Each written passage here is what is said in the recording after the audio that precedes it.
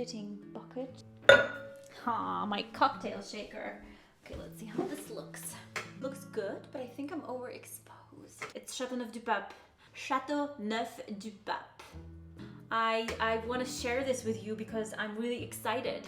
Listen, I have hopefully a beautiful wine that I already have in my glass. Why don't we just...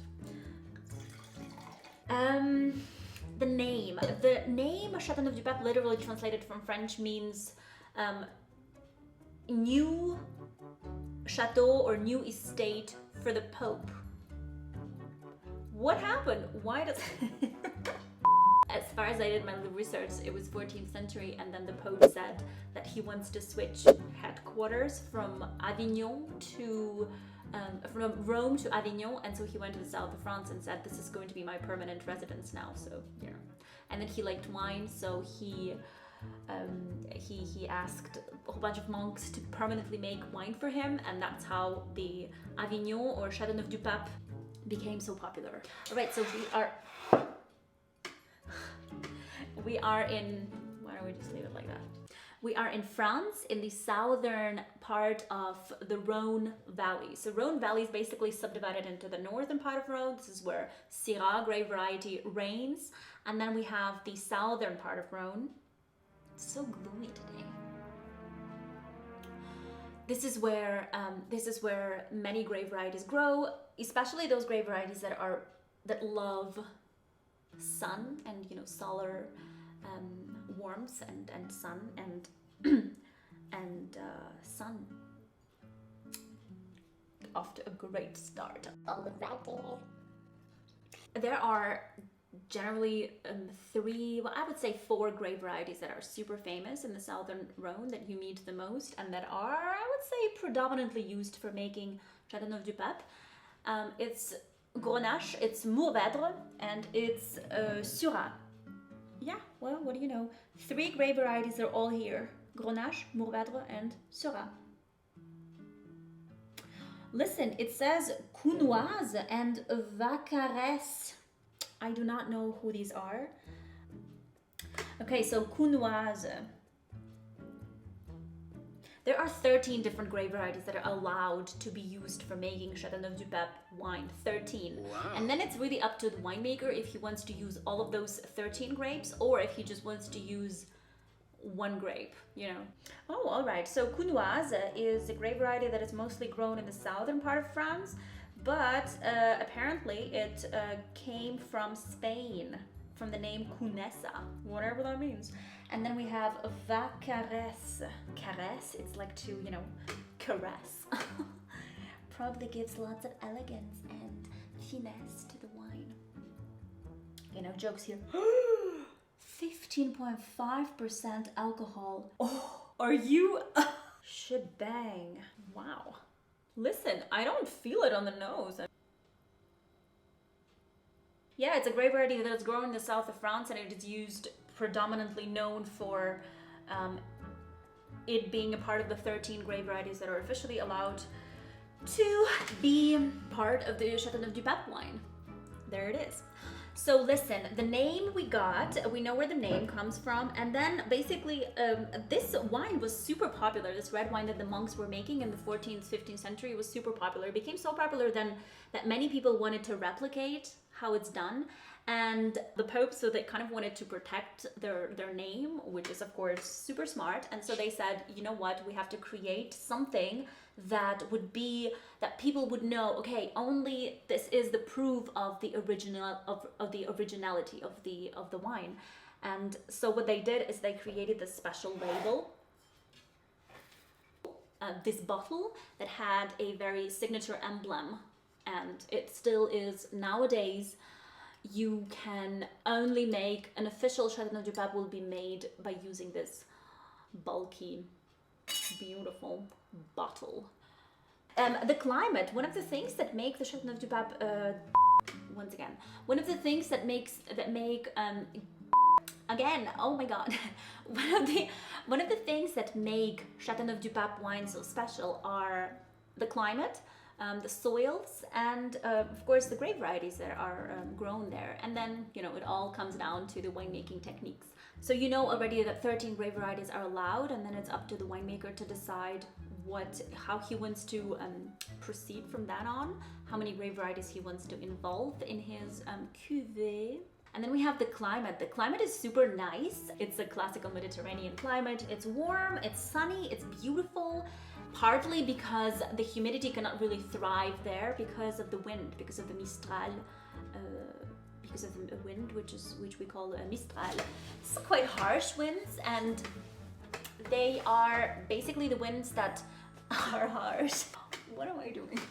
What it does is that it kind of swipes off all of the humidity that is great, because the wines, I'm so good at this, because the wines, then the berries themselves, they don't have a high risk of disease. You see, if there's a constant wind, kind of constant aeration of the grapes, the humidity doesn't have a chance to develop. There's no, the climate is not humid, and that basically means that there's a high, the risk of diseases decreases. Look at that, made a rhyme there. Yeah, because if it's not humid, the mold cannot develop, and so cannot harm the berries, and so overall we have healthier fruit.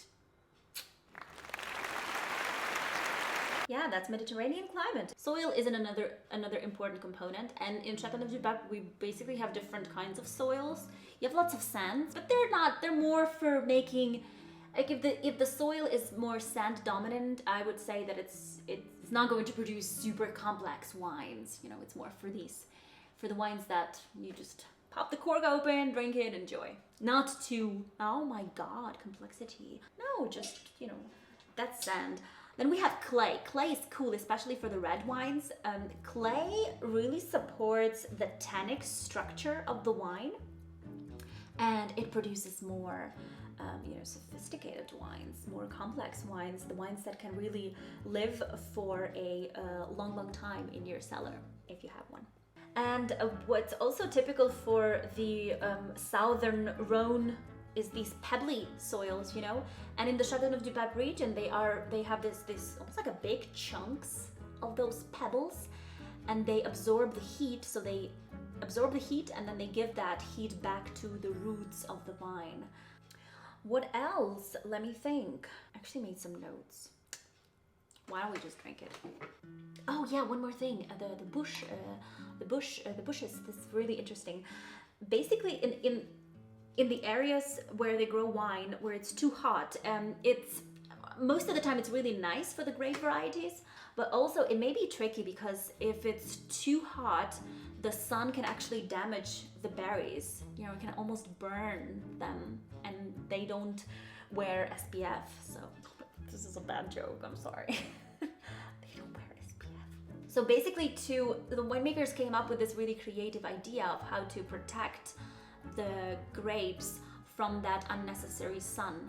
And that idea is to kind of train the vine to grow in a form of a bush, so that the leafage during the ripening period would provide this shadow to the berries, and then they wouldn't be burned or they wouldn't overripe. That's bush.